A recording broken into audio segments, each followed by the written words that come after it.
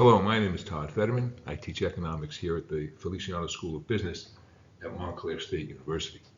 Today I'll be discussing three key economic policies that President-elect Trump has been promoting to try to understand what impact these policies will have on the economy. Those three policies are, number one, the mass deportation of undocumented workers, number two, across-the-board tariffs, and number three, continuing the current income tax rates, which are currently set to automatically increase on January 1st, 2026. Before we begin a discussion of the impact that these proposed policies will have on the economy, we need to discuss two important concepts. First, what do we mean by the economy? When economists or politicians refer to the economy, they're referring to the GDP, Gross Domestic Product. GDP is the total value of all final goods and services made in the United States. All the new houses built, new cars sold, food, gasoline, and services like getting your teeth cleaned, going to a restaurant, going to an accountant. It's a measure of how wealthy the country is, how much stuff we have per person. The GDP is also the measure of total income of the country. Why is the value of all goods and services equal to the income of the country? Let's consider a $35,000 car, a new car that is sold. Where's that $35,000 go? The money goes to wages, which is income to the workers. Money goes to pay interest on debt that was used to pay for the automobile plant, and that's income to the people who lent the money. And the profits that are left over, that's income to the car company owners. So GDP is both the value of goods and services, and it's the income of the country. And in one final item, every level of GDP corresponds to a level of employment. More GDP means more jobs. So when thinking about policy, we think about the impact on GDP, both the measure of all goods and services and the measure of the income of the country, and the corresponding level of employment. For 2024, GDP is approximately $29 trillion. Divided by a population of 337 million is approximately $86,000 per capita, which means per person. Now that's not evenly distributed. Taylor Swift gets a little more, but that's a subject for a different podcast. Over the last 4 years, U.S. GDP growth has been between 2 to 4%, far ahead of the rest of the developed world. So in considering economic policy, we try to anticipate the impact to GDP. The second important concept we need to consider is the federal budget and how policy will affect it. The federal government collects most taxes from households in the form of income taxes and Social Security payroll taxes, and to a lesser extent, business taxes. The federal government spends the money on two broad types of expenses: mandatory expenses, those required by law, and discretionary expenses, items that are set annually by the federal budget. Somewhere nearby, you'll see a graphic of what the federal budget looks like. One slide will show you total outlays, where the money goes, and another shows where the revenue comes from. If you want to, hit pause if you're looking at the videos, and then continue.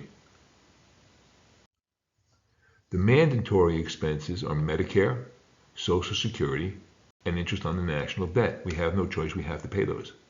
This is more than 60% of federal government spending. The second type of expenses set annually by Congress are the discretionary items, items like the budgets for the FDA, the FBI, the military, Congress. So we need to consider the impact on taxes that will be collected and the impact on federal spending. Keep in mind that we spend more than we take in taxes.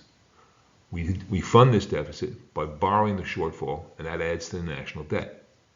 For 2024, the federal government will take in approximately $5 trillion in taxes and spend approximately $7 trillion. That's a $2 trillion deficit, which means we're adding $2 trillion to the national debt this year.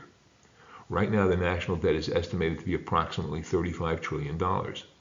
This is more than the annual GDP, or what we make in 1 year. For historical perspective, the last time the national debt was greater than the GDP was at the end of World War II, when we racked up a lot of debt to pay for the war. Before any economic policies by Trump are enacted, most estimates are for annual deficits to be in excess of $2 trillion a year. That means adding an additional $2 trillion to the national debt every year. That's before any new economic policies are considered. So to recap, when considering economic policy, we consider the impact on the GDP, the income of the country, and the impact on the federal budget and the national debt. Do we expect the policy to increase GDP or decrease it? An increase means more goods, more income, more employment.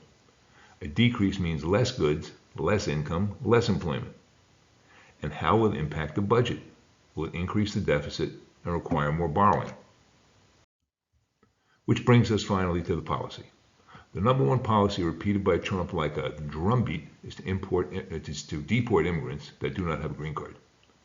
Estimates of this goal run from 2 to 10 million people. A recent paper by the Brookings Institute estimated that deporting 750,000 workers would cut GDP by approximately 0.5%. If the deportations are larger, the impact would be more severe. A deportation of 1.5 million workers could reduce GDP by 1% or more.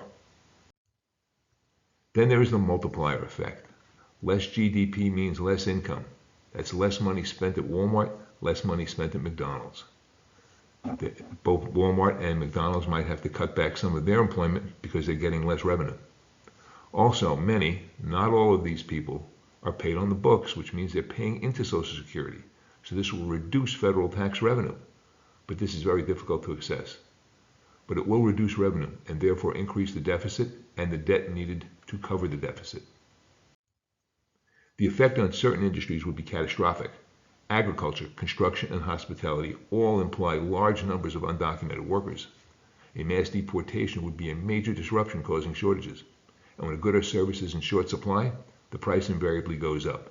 It is inflationary. The next big economic policy touted by Trump is tariffs. A tariff is a fee or a tax charged by a government to bring goods into that country. The company that imports the goods must pay for those products, must pay the tariff before the goods are allowed to enter the country. They then often pass this tax along to consumers by raising prices. The president is allowed to impose tariffs because in 1934, Congress passed a law that allows the president to place tariffs on goods without additional approval by Congress. Previously, when Trump was president, he placed tariffs on some goods coming from China, including steel. A tariff like this on a product that we make in this country has the effect of making the imported goods more expensive relative to a product manufactured in the U.S. But even a tariff hike like this has negative impacts. By placing a tax on steel, everything made with steel gets more expensive. The additional money spent on products containing steel takes away from other spending, which ends up costing jobs. There's almost universal agreement by all economists from liberal to conservative that an across-the-board tariff on all goods would be both inflationary and cost jobs. Finally, in response to previous Trump tariffs, China retaliated by putting a 25% tariff on $100 billion of U.S. agricultural products like soybeans and other crops, causing U.S. farmers to lose a lot of business as China stepped up buying from South America. For those of you looking for a deeper dive into the negative impacts of tariffs, look up Smoot-Hawley, that's S-M-O-O-T, Hawley, H-A-W-L-E-Y, the Smoot-Hawley Tariff Act of 1930. It was enacted to try and help us get out of the Depression, but almost everyone who has studied it thinks it made things worse. Trump is now proposing a 20% tariff across the board on all imported goods to the United States. This year we'll import almost $4 trillion worth of foreign goods, from electronics to clothing to steel. Increasing the cost of $4 trillion in goods will likely mean the level on imported goods would drop. The TaxFoundation.org estimates that a 20% across-the-board tariff would raise prices over would raise taxes over $500 billion annually, putting upward pressure on prices and shrink GDP as a result by up to 0.8%. A tariff on goods that we make here might increase domestic production as products produced here would be less expensive, more competitive. But what about products we don't make here? Less than 5% of the clothing sold in the United States is made here. The overwhelming majority of consumer electronics, phones and computers, are imported. An across-the-board tariff on these items would have a strong inflationary impact. The last main economic policy touted by Trump is tax policy. In 2017, Congress passed the Tax Cut and Jobs Act. It reduced taxes for companies and individuals. These lower tax rates are set to expire on December 31st, 2025. Trump has said that a main priority is to make the tax cuts permanent. The current budget forecasts assume that tax rates will be going back up and bringing in more revenue to the government. By making the cuts permanent, economists at the Wharton School estimate that the deficit will grow by an additional $400 billion annually, or $4 trillion over the next decade, requiring even more borrowing by the federal government. Assuming that government spending stays the same, then giving money back to people will both increase consumption and savings. However, the increase in consumption will probably only have a modest positive impact on GDP because most of the taxes paid from the top 20 come from the top 20%, and they are the least likely to increase spending when they get more money. In economics, we say they have a lower marginal propensity to consume. Keeping the tax cuts permanent will also most likely cause a slight increase in inflation from the additional consumer spending. So to recap, mass deportations will have a negative impact on GDP while simultaneously putting upward pressure on prices because of shortages. Tariffs will have a strong upward push on inflation while also having a negative impact on GDP as spending is taken away from some goods to pay for the tariff. In addition, retaliation by foreign governments would cut exports from many U.S.-made goods. Tax cuts. Making the tax cuts permanent will increase the deficit, causing more borrowing and putting upward pressure on interest rates. So in summary, it looks like the three main policies Trump has proposed will be inflationary, hurt GDP, and tack on additional trillions in debt. I hope you enjoyed this. There's a lot more to discuss here. This was just a broad overview. If you have any questions or comments, please email me at fettermant@montclair.edu. If you want to suggest a topic for a future podcast, please do. This is Todd Fetterman. I'll see you on the next podcast.